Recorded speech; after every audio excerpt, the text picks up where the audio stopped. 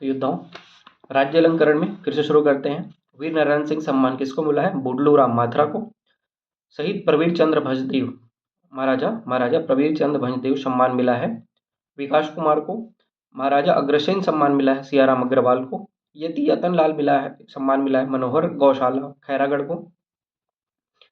रविशंकर शुक्ल सम्मान मिला है अखिल भारतीय वनवासी कल्याण आश्रम जसपुर नगर को। चंदूलाल चंद्राकर सम्मान प्रिंट मीडिया मिला है भोलाराम सिन्हा को। गुंडाधुर सम्मान खेल के क्षेत्र में मिला है छोटी मेहरा को। पंडित सुंदरलाल शर्मा सम्मान मिला है सत्यभामा आडिल को। चंदूलाल चंद्राकर सम्मान इलेक्ट्रॉनिक मीडिया मिला है मोहन तिवारी को। मिनी माता सम्मान महिला उत्थान के क्षेत्र में मिला है सतनामी महिला समिति दुर्ग। मिनी माता सम्मान सतनामी महिला समिति दुर्ग को मिला है। ये 10 हम लोगों ने देखा था, आज फिर 5 देखते हैं। चक्रधर सम्मान मिला है संगीत कला के क्षेत्र में दिया जाता है पंडित श्री सुधाकर रामभाऊ शेवलीकर। पंडित श्री सुधाकर रामभाऊ शेवलीकर ये दुर्ग के हैं। नाम से ऐसा लग रहा है कि ये शायद महाराष्ट्रियन होंगे। और महाराष्ट्र में हमारा बॉलीवुड है और बॉलीवुड हमारे संगीत और कला के लिए जाना जाता है, तो वहाँ से आप रिलेट कर सकते हो जो चक्रधर सम्मान के लिए सुधाकर रामभाऊ शेवलीकर। मधुकर खेर पत्रकारिता पुरस्कार प्रिंट मीडिया में मुकेश एस सिंह। मीडिया वाला तो बहुत सम्मान होता है, लेकिन मेरे को लगता है कि पर्सनली ये लगता है कि ये चंदूलाल चंद्राकर मीडिया वाला जो पुरस्कार है ये उतना इम्पोर्टेंट नहीं होता है। तो अगर आपको ये दिक्कत होता है याद करने में तो आप रिस्क लेके स्किप कर सकते हो, और याद होता है तो बिल्कुल याद करना चाहिए। गुरु घासीदास सम्मान गुरु घासीदास सम्मान मिला जाता है सामाजिक चेतना और दलित उत्थान के लिए। सामाजिक चेतना और दलित उत्थान के लिए गुरु घासीदास सम्मान दिया जाता है, और ये दिया गया है श्री राजेंद्र रंगीला गिलहरी, रायपुर के हैं, तेलीबांधा में रहते हैं। राजेंद्र रंगीला गिलहरी। दाऊ मंदराजी सम्मान लोक कला और शिल्प के क्षेत्र में दिया जाता है पंडीराम मंडावी नारायणपुर के हैं। दानवीर भामा सिंह सम्मान सुभाष चंद्र अग्रवाल ने दिया है। दानशीलता सौहार्द अनुकरणीय सहायता के लिए दानवीर भामा सिंह सम्मान दिया जाता है, सुभाष चंद्र अग्रवाल को दिया गया है। ठाकुर प्यारेलाल सिंह सम्मान सहकारिता के क्षेत्र में दिया जाता है, इंपॉर्टेंट है। शशिकांत द्विवेदी राजनांदगांव के, शशिकांत द्विवेदी ठाकुर प्यारेलाल सिंह सम्मान। डॉक्टर खूबचंद बघेल सम्मान हो गया क्या? हाँ, ठाकुर प्यारेलाल सिंह तक ही आज समझ रखते हैं। ठाकुर प्यारेलाल सिंह सम्मान दिया गया है शशिकांत द्विवेदी को, डोंगरगढ़ राजनांदगांव के हैं। इसके बाद हम लोग मुगल काल को देख लेते हैं। मुगल काल में है सलीम, हम लोग शुरू करते हैं। सलीम कौन थे? जहांगीर को बोला जाता था, और जहांगीर को सलीम नाम दिया गया था क्योंकि इनका जन्म फतेहपुर सीकरी में सलीम चिश्ती की कुटिया में हुआ था, इसलिए इनका नाम शायद सलीम रखा गया था। बाद में ये जहांगीर के नाम से प्रसिद्ध हुए। सन 1605 से 1627 ईस्वी तक इनका शासन रहा, और सलीम मतलब जहांगीर का काल को भारतीय इतिहास में मुगल काल का चित्रकाल का स्वर्णकाल कहा जाता है। मुगल काल में चित्रकाल का स्वर्णकाल किसको कहा जाता है? चित्रकला का स्वर्णकाल जहांगीर को कहा जाता है। जैसे अकबर का क्या बोले थे? हिंदी साहित्य का स्वर्णकाल, और चित्रकला का स्वर्णकाल हम लोग बोलेंगे जहांगीर को। शाहजहां को स्थापत्य कला का स्वर्णकाल कह देंगे। इस तरीके से सबके लिए कुछ विभिन्न है। तो जहांगीर की शादी, इसके मुख्य शिक्षक, जहांगीर के जो मुख्य शिक्षक थे वो अब्दुल रहीम खान खाना थे। और जहांगीर ने किसको मरवाया था? अबुल फजल को मरवाया था। क्यों मरवाया था? क्योंकि जहांगीर की एक गर्लफ्रेंड थी, उसका अनारकली शायद नाम था, और अबुल फजल ने क्या किया था, उसको लाहौर भेज दिया था और वहाँ पे कैद करवा दिया था। तो जहांगीर को एक पर्सनल खुन्नस था अबुल फजल से, और इसीलिए जहांगीर ने जब शासन बना तो अबुल फजल को निपटा दिया। और अब्दुल रहीम खान खाना के साथ अच्छे संबंध थे, तो इन्होंने उसके साथ क्या किया, इनको अपना मुख्य शिक्षक बनाया। इनका जो विवाह था, एक विवाह था मानाबाई से हुई थी, मानसिंह की बहन मानाबाई से, और उससे एक पुत्र हुआ था जिसका नाम था खुसरो। और दूसरा एक जोधा भाई नाम एक महिला से इनका विवाह हुआ था और उनसे एक पुत्र हुआ था खुर्रम। एक पुत्र हुआ खुसरो और एक पुत्र हुआ खुर्रम। दोनों की कहानी बहुत इंटरेस्टिंग है। और खुसरो और खुर्रम दोनों शासक बनना चाहते थे जहांगीर के बाद। तो खुर्रम जो था वो खुर्राट था, खुर्रम खुर्राट था, ऐसे याद करो। और खुसरो खुश रहना चाहता था और वही शासन करना चाहता था। लेकिन षड्यंत्र रच के खुर्रम ने खुसरो का आंख अंधा कर दिया और उसको मार दिया। और यही खुर्रम क्या बना, शाहजहां बना। तो जहांगीर के दो पुत्र से आप रिलेट कर लेना, एक है खुसरो और एक है खुर्रम। खुसरो को मारा किसने, खुर्रम ने, और खुर्रम शासक बना और खुर्रम बाद में क्या कहलाया, शाहजहां। शाहजहां ने नहीं, जहांगीर ने आगरा में अभिषेक किया था, अपना राज्याभिषेक किया था। और जो आगरा का लाल किला किसने बनाया था, अगर आपको पूछे तो आगरा का लाल किला बनाया था अकबर ने। अगर आप कभी गए आगरा, बहुत ही बृहद, बहुत ही सुंदर किला है, मैंने देखा है, मैं गया था तब। तो उस आगरे के किला को निर्माण कराया था अकबर ने। और उसी जो आगरा का किला है उसके बगल में यमुना नदी बहती है। और उसी यमुना नदी के किनारे में एक जंजीर बनाया गया था। और उसमें जहांगीर ने न्याय की जंजीर बनाया था जिसमें 50 घंटियां लगी हुई होती थी। और कोई भी किसी भी व्यक्ति को, राजा को संदेश देना होता था तो आके वो घंटी बजा देता था, तो वो घंटी की आवाज़ महल तक पहुंच जाती थी, जहांगीर को संदेश पहुंच जाता था और वो न्याय देता था। इसीलिए जहांगीर को न्याय की जंजीर भी कहा जाता था, क्योंकि इसने यमुना के नदी के किनारे में न्याय की जंजीर की स्थापना किया था।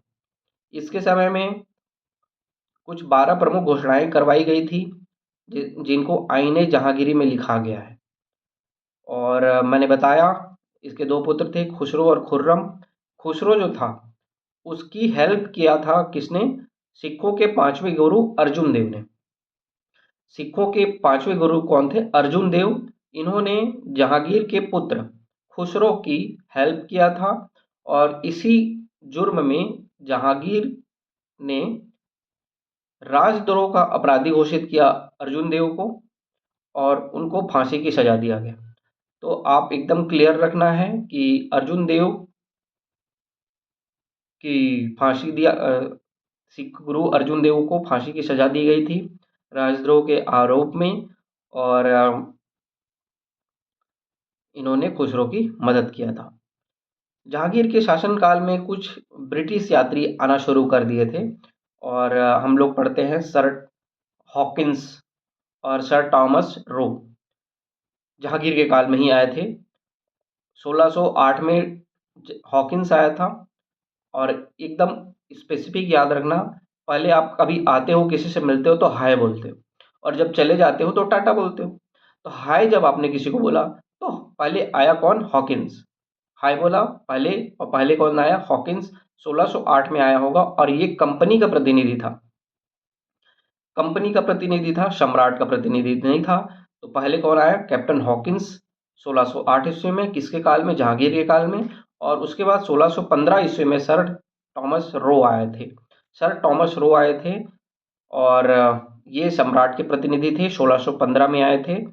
सम्राट जेम्स के दूत के रूप में सर टॉमस रो आए थे। दोनों जहांगीर के काल में आए थे, एकदम अच्छे से याद करना। जहांगीर इतना सारा शादी तो किया था, लेकिन एक और शादी कर लिया था। उसके सेनापति अली कली खां थे, उसकी पत्नी थी, बहुत खूबसूरत थी। और उसकी पत्नी का नाम था नूरजहां। उसी नूरजहां जिसको महरुन्निसा भी कहा जाता है, नूरजहां का एक दूसरा नाम है महरुन्निसा। और इसी महरुन्निसा के पिता थे गयास बेग। नूरजहां जिसका नाम था महरुन्निसा, उसके पिता थे गयास बेग। और उसी गयास बेग जिसे मंत्री का पद दिया गया था। और गयास बेग को इत्माद-दौला की उपाधि दी गई थी। गयास बेग को उपाधि दी गई थी इत्माद-दौला की। और इत्माद-दौला का मकबरा भी बनाया था जहांगीर ने अपने ससुर के लिए। और नूरजहां की माता थी अशमत बेगम, उसने इत्र का आविष्कार किया था। तो जहांगीर के ये अफेयर के बारे में आपको पता होना चाहिए। नूरजहां जिसकी मम्मी अस्मत बेगम इत्र का आविष्कार किया, और नूरजहाँ की माँ मतलब पिता गयास बेग, जिसको इत्माद-दौला भी बोला गया, और उसके मकबरा भी जहांगीर ने बनाया। जहांगीर की मृत्यु हुई थी 1627 में, और जहांगीर की एक पहली गर्लफ्रेंड थी। सोचो कितने सारे अफेयर थे इसके। तो मैंने बताया जिसको अबुल फजल ने लाहौर में दफना दिया था। तो जहांगीर अपने अंतिम मरते समय बोला कि मेरी पहले प्यार जो थी, जो आगरा में लाहौर में दफन है, लाहौर में दफन है, वहाँ पे मेरे को दफनाना। तो अबुल फजल जहाँ पे दफनाया था अनारकली को, वहीं पे जहांगीर को भी दफनाया गया, और लाहौर के निकट शाहदरा में सलीम मतलब जहांगीर का क्या है, मकबरा है। ये एकदम स्पेसिफिक याद आपको रखना है। उसके बाद शाहजहां हैं। शाहजहां कौन है? खुर्रम। स्थापत्य कला के स्वर्ण युग माने जाते हैं। 1627 से 1658 का काल रहा है इनका। और इनके समय में उत्तराधिकार का बहुत बड़ा संघर्ष हुआ था, क्योंकि शाहजहां का ही पुत्र कौन था? औरंगजेब। 1612 ईस्वी में इन्होंने शादी किया था किससे? मुमताज महल से। नूरजहां जो जहांगीर की पत्नी थी, नूरजहां, उसकी भतीजी थी मुमताज महल, और इसी मुमताज महल के नाम से एक ताजमहल बनाया गया था आगरा में। तो शाहजहां ने ताजमहल बनाया था किसके लिए? मुमताज महल के लिए। और मैंने बताया उत्तराधिकार का सर्वाधिक संघर्ष इसके काल में हुआ था। और इसके 4 पुत्र थे, दारा शिकोह, शाह शुजा, औरंगजेब और मुराद। 3 पुत्री थे, रोशन आरा, जहां आरा, गौहन आरा। 4 पुत्र नाम याद रखना, भले ही पुत्रियों का नाम ना याद रहो।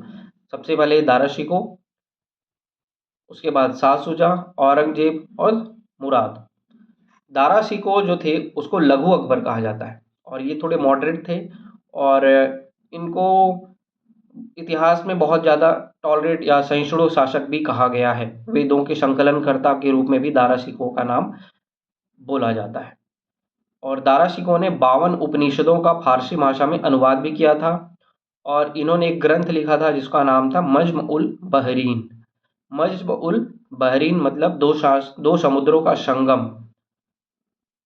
2 समुद्र कौन सा? हिंदू और मुस्लिम, इनका संगम के रूप में एक मज्म उल बहरीन नामक एक किताब लिखा था। और इसी किताब के लिए दारा शिकोह को बहुत ही मॉडरेट लघु अकबर कहा जाता है। और इनके गुटबंदी हुई थी दारा शिकोह की कुछ, जैसे इनका भाई था शाह शुजा जो दारा शिकोह का समर्थन करता था, उनकी बहन थी आरा, जहां आरा, उन्होंने समर्थन किया था। और उसी प्रकार औरंगजेब का समर्थन किया था रोशन आरा। इस तरीके से कुछ भाई बहनों में एक विभाजन हो गया था, और इसी विभाजन के कारण एक युद्ध छिड़ गया था शासन को पाने के लिए। और इसी युद्ध को हम लोग कल देखेंगे। आज का वीडियो ज़्यादा लंबा नहीं करेंगे, अच्छे से पढ़ाई करेंगे और एक भी सेकंड बर्बाद नहीं करेंगे। आशा करता हूँ आज का वीडियो बहुत हेल्पफुल रहा होगा, और हम लोग जो इतिहास इस तरीके से पढ़ रहे हैं, मैं उम्मीद करता हूँ कि आप लोग के लिए ये लाभप्रद होगा और आप इससे लाभ पा रहे होंगे। अच्छे से पढ़ाई करेंगे, फ्री ज़रूर निकलेगा। कल मिलेंगे एक नए रिवीजन सेशन के साथ। Thank you.